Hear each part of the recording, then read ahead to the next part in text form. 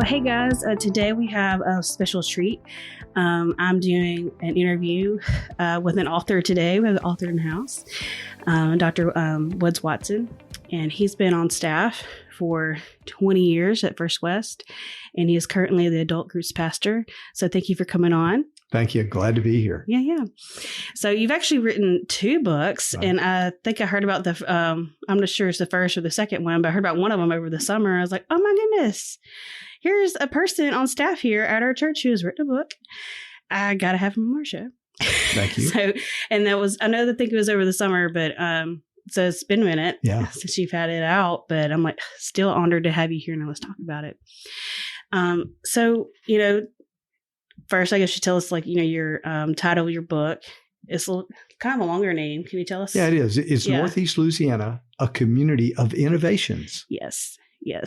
A lot of innovations, and it's really neat. Yeah. It's almost like an anthology. It's really fun. Yeah, it's really fun. But I've enjoyed. I have to admit, guys, I haven't finished it all, but that's because I have a 3-year-old. But I've gotten halfway through, and I'm like, hey, that's impressive for me. Because these days I do a lot more audiobooks just because of what my life is right now. But yeah.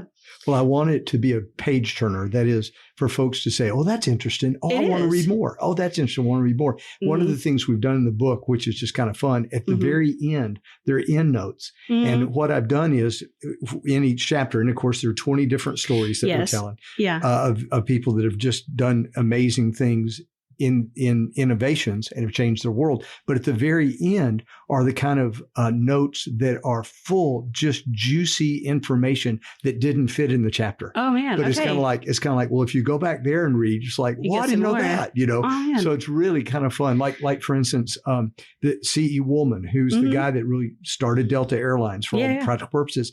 People don't know that he was originally from Illinois. He got his degree in agriculture from the University of Illinois there in Champaign-Urbana, and then came to Louisiana to work with the ag department. Yeah. And he and a partner came up with, there are 3 things they got a patent for: the formula to get rid of the boll weevil, the wing design, and the spray device. And so they were instrumental in beating back, I don't know if eradicating is the right word, but beating back the boll weevil, but basically to save the cotton crop in the South. Yeah. Well, who knows that about C. Woolman? Yeah. Not very many people. So I put that in the very back. So it's kind of like, if you want to know more about these folks, they're there. No. Yeah. There's more. Yeah, there's more. That's right. Yeah. So when did you first start thinking about writing that particular book? Yeah. It was in a conversation about 18, 19 years ago. I'd gotten here in the community. And back then, I was the director of missions for our church, both local and missions around the world. And so I was visiting with Kim Golden. Kim was a lawyer in our community. She served in politics for a while. Great gal. And we were working on a do-gooder project. Yeah. And so we were just talking about that I'd come from Durham, North Carolina. And in Durham, they had tagged the city of medicine, which is kind of interesting for Durham, North Carolina. Yeah. And so Kim said, well, if we were to tag the city of Monroe, we ought to call it the city of innovations. And I said, really? She said, and she started just naming people that that was true about. And I said, I had no idea.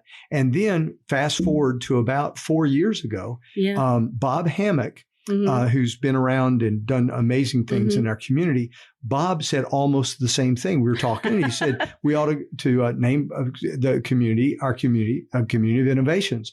Wow. And I thought, well, somebody ought to write about that. Yeah. And so as they had mentioned some of the people, I thought, well, I wonder if this is it. And so I started digging in, asking people, talking to different folks, and they'd say, well, do you know about so-and-so? No, tell me about so-and-so. And you find out that they're world famous. We just didn't know about it here. I didn't know about it because I'm not in that particular world. Right. And so for me, I mean, it's fun. I hope it's fun for people to read. And it was, it's work, but also enjoyment to pull everything together as an author. But for me, to interview these folks. Now, obviously, didn't interview the dead folks, read about them. Right. But to interview folks and to hear their story, and then to try to cobble that together in a way that communicates in a fresh way the impact they've made on their particular world. It really has been a lot of fun. So I didn't just write about just anybody, although there are a lot of great people in our community, but people that have made major innovations, many times innovations because things weren't easy. And the only way they were going to succeed was to be innovative. The bad news is they had to innovate in order to be successful, and they did. And so, so it was fun to learn their story. All of them are different, but they are to then talk about their story and to kind of highlight the things that made it significant for them. Yeah, like I was surprised to learn that Madam C.J. Walker lived here, from this area. Yeah, was born here. I would never had thought that. Yeah, and so long before Avon started calling or Mary Kay had her pink Cadillacs, there was Madam C.J. Walker who really was the first ever Black woman millionaire. Yeah. And a very successful businesswoman in beauty products. Yeah. It's a great story. And then she does a whole bunch of other stuff that's really cool. She did. It was very interesting to read about her. Yeah. Yeah. And also the guitar maker. Yeah. Which Danny. is called how do you say it? Starts with the L? Yeah. Luthier. As I know. Increase my vocabulary. Yeah, that's right. Well, long before the way I learned about Danny was somebody was telling me about the work of luthiers. The luthiers are people that take pieces of wood and make musical instruments from them. And of course, if you were talking about violins, the standard for the violin would be the Stradivarius, right? I mean, everybody, that's like the best in the thing. But when it comes to guitars, you'd talk about Fenders and Martins and various other makes. Yeah. But if you want to know about the guitar, the rich and famous, it's a Farrington guitar. And you look at the client list that Danny has, it's like it is the rich and famous, and the people that he has personal relationships with. He started here, went to Nashville, learned the trade, went out to California, made a name for himself, and then came back to our community. I know. I couldn't believe it. I was like, what? Yeah, he's a great guy. He's a great storyteller. And just one of the most fun people you'd ever want to meet. But I never knew about the Farrington guitar. Do you think Taylor Swift has one of his guitars? I don't know. But the thing that's interesting about those guitars is, and I didn't know this, but here's the innovation there. If I can just chase this for a minute, sure. Because most guitars they're symmetrical shape. Yeah. So when you play it, there is a like a reverb. I'm not a guitarist. I play the radio better than I play guitar. But anyway, but I understand that when you go into the recording studio, the recording engineers have to really change things because that thing that is so pleasant, that little reverb that comes back when it's played, acoustically or whatever, in the recording studio, it drives them nuts. So what Danny did is he made asymmetrical guitars and mandolins and violins and other things. And so as a result, there's no it's not feedback. That's probably the wrong word, but there's no echo. Yeah. And so the people are like, that's the guitar I want because it's so good. Yeah. And then that's where he started. And then so many things from that occurred. Again, it's fun where people make their splash, and then there's a centrifugal circles effect, as the ripple goes out, and suddenly people are talking about Farrington guitars and different things that Danny did, but they don't know Danny. They just know this really cool thing, and this great craftsman guitar, because he does it all by hand. Yeah, it's all personal stuff. That was really cool too. And so these days he's not only doing craftsman, he's also repairing and refurbishing ones that he's done before. And he says, they're like my children. Danny never married, never had children. So it's like, these are my kids. It's really, really fun. So and so who would have known about Danny Farrington and the Farrington guitar, and to know that he lives right here in Lakeshore? Really? Yeah. His parents' house. Oh my goodness. So it's so fun to meet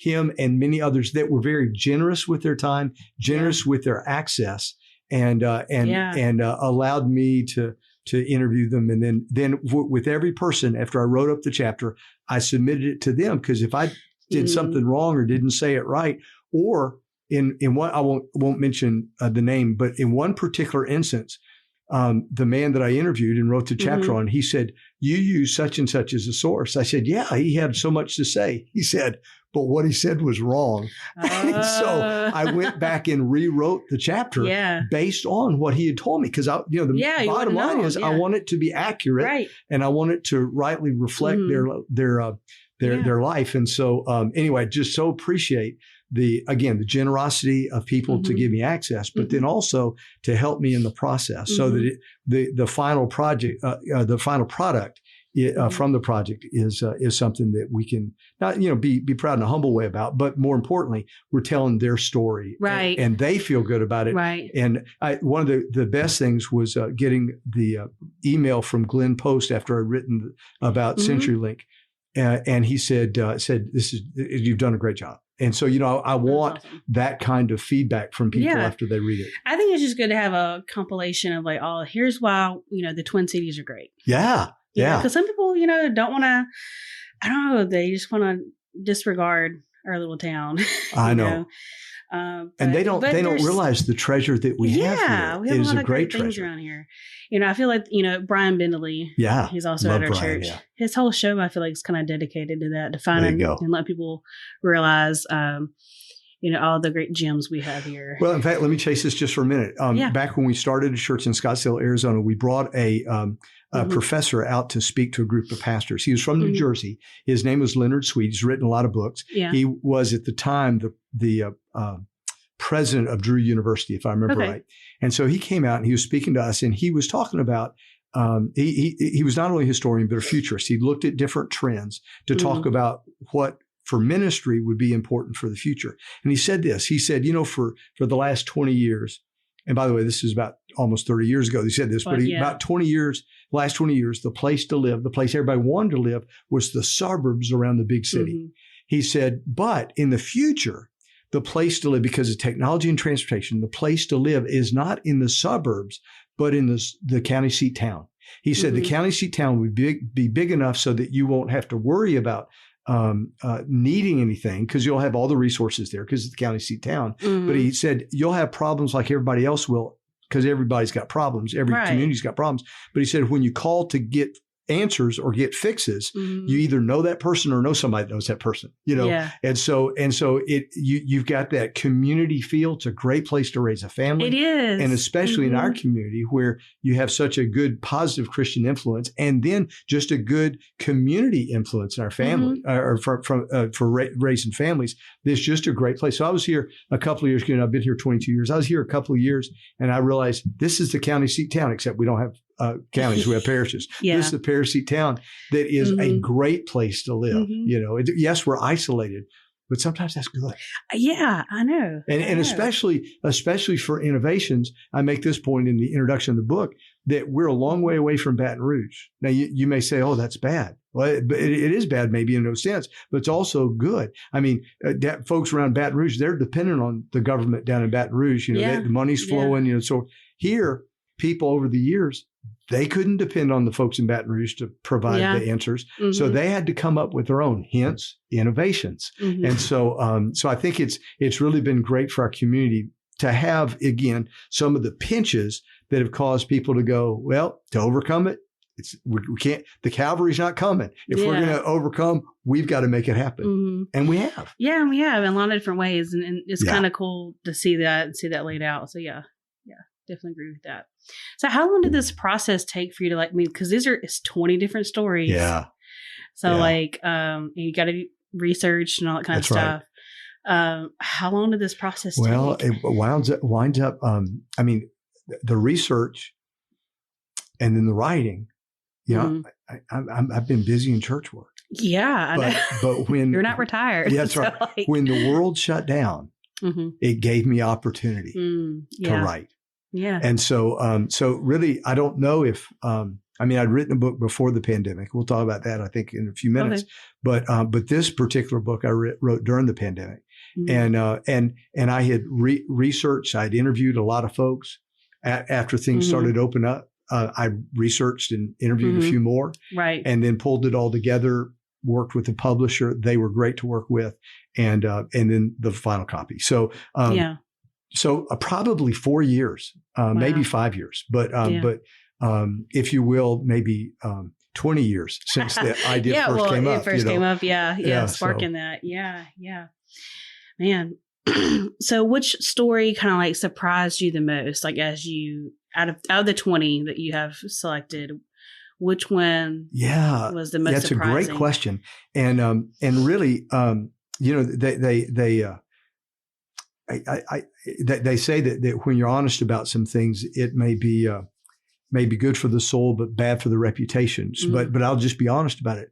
When I first started researching Huey P. Newton, okay, he's the guy that started the Black Panthers. Oh, wow. And when I first started researching it, I thought, his he was a community agitator. Mm. He was a revolutionary. Right. He was a guy that really, I've been a police chaplain before. Mm-hmm. I want things to go well. Right. So when I started researching him, I thought, I don't know. In fact, some people real close to me said, you don't need to include that in the book because it's so controversial. Mm-hmm. But as I dug into his life, yes, there was plenty of controversy. And yes, he was a firebrand. And yes, he caused a lot of people a lot of angst, and he got arrested a number of times. But innovation, oh my goodness, he wanted social justice. Right. And he pushed for social justice. Mm-hmm. And he worked within the law to make things happen to protect people that were being oppressed. Well, gosh, I can't fault him for that. Right. And in fact, they started changing the law to get rid of the loopholes that he was using to try to take care of people. Mm-hmm. And so again, even to the end of his life, he had gone through so many difficulties, so many problems. Yeah. But he continued to try to overcome them. And I don't agree with all of his methods, but he was innovative. Innovative. And so I didn't expect that I was going to like it at all. Yeah. But when I started looking at what he did for children, what he did for people in poverty, what he did to try to make education to bring people out, I thought he's singing my song. You know, that's the kind of thing that we need to be involved in. Mm-hmm. And so I just really I didn't expect for that to even be in the book. And again, some people said, "Oh, you shouldn't do it. You shouldn't do it." But I felt like I ought to. In fact, I felt like I had to because he started here, and because of the things he went through, he went to California and made the name for himself and so forth in California. But he's from here, and so therefore, there's somebody that was very innovative. This area shaped him, much like Madam Walker shaped her. Yeah. And as a result, they overcame that through innovation. Mm-hmm. Mm-hmm. Man. So what would you say would be like your overall hope from people once they read that? Yeah. Or from reading the collection of these stories, from the Twin Cities here? Well, here's the thing that's so fun about a lot of the stories. Mm-hmm. I mean, you've got the big names. You've got the Beating Hearts with Coke. You've got Delta Airlines, and I've already mentioned Mr. Woolman. You've got the Robertsons, and those kind of people are a cut above. And we go, I could never be like that. But then you've got people that just ran in their lane, if you will. That they were people that were just seemingly be average people that applied themselves significantly to their craft. I'm thinking of Danny Farrington, we've already mentioned. Well, Gary Ratcliffe. Yeah, exactly. Gary Ratcliffe, one of my heroes. Simple, if you will, unassuming, salt of the earth people that did amazing things because they just chose to do what they did well. For Gary, he would say he did it unto the Lord to glorify God, and God used him in incredible ways. I really loved reading his chapter. Yeah, I really did. Yeah, and I know he's family. I remember that's why. Yeah. I mean, family by proxy. Yeah, we'll take that. That's all good. Yeah, but I see him often enough, these days and stuff. And so I was, I couldn't believe that no one had said that a whole chapter's been written about you. Yeah. I had to chastise the family. Well, apparently Dustin knew. But. Yeah, sure. And probably one chapter is not enough. Probably that chapter was a lot smaller than it ought to be, because because of the position there at the university, has influenced so many people with who he is. I mean, yes, I mean, he is incredible. If you ever watch him create pottery and all the things he does, he's a master. Master potter, but the character and the commitment that he has to God and the love that he shows to others is just exemplary. And so what I'm hoping is, as people read chapters, they'll go, well, I'll never be the Robertsons, but I could probably do what Gary Ratcliffe, maybe not what he did, but the thing that I do, the thing that God has called me to do, equip me to do, give me the personality and the passion for, if I chase that, I could make a difference in this world. If I live my Christ-centered purpose. Exactly right. Exactly right. And so, I was thinking of the most inspirational story in there, and they're all inspiring to me, but the Panola folks over in the maybe the closest to the river part of the northeastern Louisiana area, the Panola plant, they started the Panola plant, or the Panola operation for peppers. They started the hot sauce business basically to serve those workers, the farming workers, the guys that work on the farms, during the off season, and provide for work for their families, so that these poor people could survive. And so, but in the process, they began, I mean, it got bigger than they expected, and people all over. And then they said, well, in the whole hot pepper market, there are other things that we can do. We can provide the base recipe, and other people can say what they want, and we'll make that up for them. Or we'll do our product, and we'll change it in such a way so it becomes somebody else's product, and we'll do labels, and we'll do all kinds of things. And so there are about 5 or 6 innovations that they came up with that gave the people there in, honestly, the poorest area in America, the Delta of Louisiana, Mississippi, Arkansas, is so poor, but they provided that for them. And people probably said, oh, what good can come from that community? Great good that's impacting that particular world all over. And it's because they were creative. They didn't just say, they didn't just say, well, we got to have $1 million to do it. They said, we've got a need. We've got some skills. We've got some talent. We've got some gumption. Let's put all that together and let's make something happen. And they did. It's a definitely good read, guys, for sure. And I have enjoyed the ones that I've gotten through so far, and they have been really touching. And it does, especially for me, like the guitar maker. That was at this point, like, oh wow, and it has been that effect. So mission accomplished. Good. All right, so you have another book. Yes. So I guess this other one you said you wrote first. I did. This is entitled "What in the World Is God Doing?" ... in my life. And one of the things over the years, I've been in ministry for 48 years, and one of the things that I've enjoyed is reading through the Scripture, and then you run across in the New Testament. Every book is different, obviously. Right. Every book that Paul wrote is different. He's writing to different people, audiences and different churches and different people all over the first century Roman world. But he writes to the Corinthians, and he wrote 2 Corinthians to the folks there. And it's like in 2 Corinthians, we learn things about Paul that we don't know any other place. It's almost like Paul pulled back the curtain and said, this is what's really going on in my life. And I want you guys to know about it, because if you remember the circumstances, or I'll just describe the circumstances, there were false teachers that had come in and said, Paul is not a real apostle.